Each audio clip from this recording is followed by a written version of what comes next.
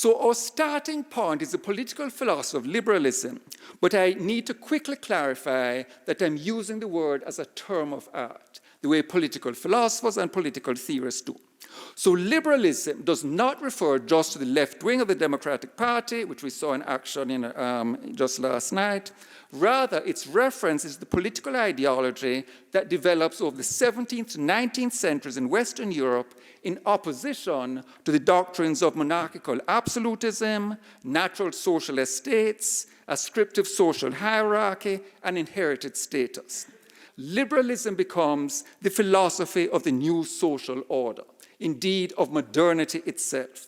The rule of law, limited government, democratic consent, individual equality, equal rights, all become the slogans of the revolt against the Ancien regime. Hence the American Revolution's famous opening statement of the Declaration, penned by Jefferson, "We hold these truths to be self-evident, that all men are created equal." And the liberty, equality, fraternity of the French Revolution. Being a liberal commits you to these broad principles. So from this perspective, we have liberals on the right who insist on market solutions, and liberals on the left who argue for a state that intervenes on behalf of the disadvantaged. But by these minimal criteria, both groups count as liberals.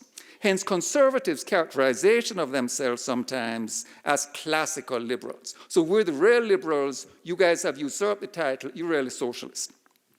So liberalism can then be seen as the most important political ideology of the last few hundred years. The ideology that, especially after the 1989-1991 collapse of the East Bloc, had seemingly emerged triumphant over all its challenges. As I don't have to tell you, the celebratory moment was pretty brief.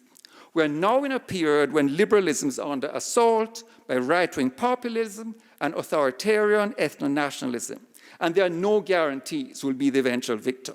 But certainly we have to hope that liberalism will survive and eventually prevail, given the attractiveness of its ideals and the corresponding ugliness of those of its opponents. So in the official story then, liberalism has historically faced foes both on the right and on the left, and has historically maintained a principled opposition to reactionary pre-modern ideologies that denied people individual status and equal rights and entitlement to government by consent. It's a great story, an inspiring story, but the problem is it happens to be untrue. Or at least the extent to which it is true is severely qualified. Far from being in principled combat from the start against anti-egalitarian beliefs and systems of ascriptive hierarchy, liberalism has been complicit with many of them until comparatively recently, and some critics would say it is in effect, if no longer overtly, still thus complicit today. Liberalism as ideal turns out to be illiberalism in actuality. Consider, for example, gender. From the first wave of feminism onward, feminist theorists have pointed out that the promise of liberalism was not extended to women, a challenge that would, of course, be greatly deepened and expanded in the second wave and later waves.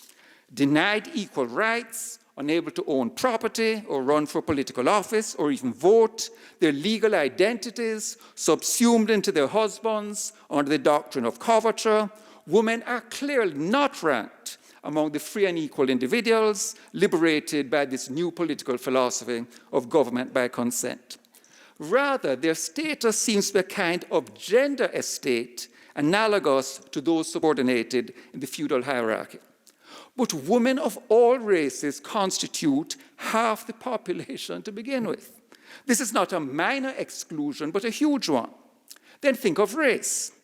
Though this history is now marginalized in the official liberal story, we need to remember that most of the Western European states, now uncontroversially considered part of the liberal West, at one time or another had empires, British, French, Dutch, Spanish, Portuguese, Belgian, in which non-Europeans, indigenous peoples, and in some cases African slaves, were systemically subordinated.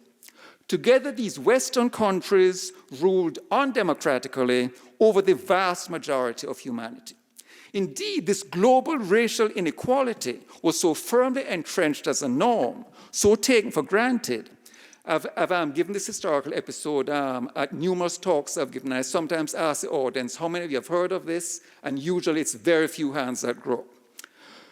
1919, so a bit more than a century ago, we're in the post-World War I Versailles Conference in Paris to set up the League of Nations. Just had this horrible war, the Great War. We want to make sure this never happens again. But we all know how successful they were at that. Most of the world is colonized. Most of the world is under the rule of the European powers. One of the few independent nations of color is Japan. The Japanese delegation says, hey, we need a racial equality clause in the covenant of the League of Nations so as to make sure that we have a world that's racially equitable. Nothing controversial about equality. After all, as I just said earlier, equality is supposed to be one of the watchwords of liberal modernity. And we are now deep into liberal modernity. I mean, for God's sake, it's the 20th century. And this proposal by the Japanese was unequivocally rejected by the 6 Anglo-Saxon nations, as they were then called. And who, you might ask, were they? Britain, the United States, Canada, Australia, New Zealand, and South Africa. So let me ask you guys, how many of you have ever heard of this historical episode? A handful. This in a prestigious, very well-known University of Michigan, and has not been part of your education. And you need to ask yourself why that is, what that says about the educational system that you were inculcated with, and what that says about the sort of broader history of imperialism and colonialism that has now been covered up. Think now of class. Though modernity is surely supposed, at the very least, to equalize status hierarchies among white males, even here the process is very uneven. The birth of liberalism may date to the 17th century, but property restrictions on the franchise in many European countries remain in place to the late 19th and early 20th centuries. And in the US, it's really only with 19th century Jacksonian democracy that you get universal suffrage, even among white men. So the point is then that once we put together all the exclusions of actual historical liberalism, we should be able to see that a conceptualization that represents them as anomalies and deviations is fundamentally wrong. The dominant varieties of historical liberalism excluded the majority of the world's population from equal normative consideration.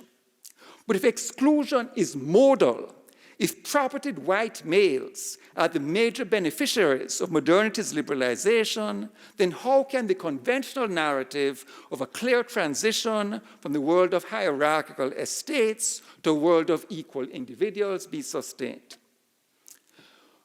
Doesn't our periodization, doesn't our conceptual map and our temporal map need to be changed? So the conventional periodization is illiberalism versus liberalism. So illiberalism is pre-modern, inegalitarian political ideologies, such as you'd find in ancient Greece and Rome, such as you'd find in the Middle Ages. Those are the bad old days when people were in these sort of hierarchical social orders, citizens and slaves in ancient Greece and Rome, lords and serfs in the Middle Ages. But thank God that's all over. We're now in the modern period. We've put all that behind. We're now in the world of individuals.